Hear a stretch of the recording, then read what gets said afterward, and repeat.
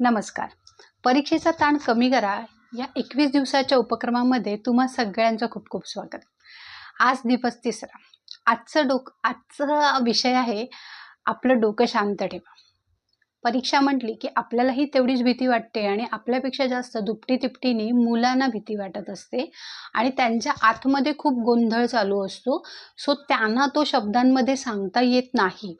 तर त्याच्यासाठी आजपासून आपण जेव्हा जेव्हा त्यांच्याबरोबर अभ्यासाला बसणार आहोत तर त्यांना सर्वसाधारण पाठ सरळ ठेवायला, सरळ बसायला सांगा, डोळे बंद करायला सांगा. 3 दीर्घ श्वास घ्या, श्वास सोडा, श्वास घ्या, श्वास सोडा आणि अनुलोम विलोम सगळ्यांना माहिती असेल की एक नाकपुडी बंद कर, मग थांबव श्वास आणि दुसऱ्या नाकपुडीतून सोडव. ह्या नाकपुडीतून श्वास घे, थांबव श्वास आणि मग ह्या नाकपुडीतून सोडव. सर्वसाधारण आपल्याला हा सराव मुलांकडनं करून घ्यायचा आहे. 3 श्वास घे, 3 श्वास सोड, बस. आणि मुळात महत्त्वाचं, ह्या मुलांबरोबर हे आपल्यालाही करायचं आहे, कारण की मुलं अनुकरणातून शिकतात आणि मुलांबरोबर आपल्यालाही त्याची मदत होईल. श्री स्वामी समर्थ.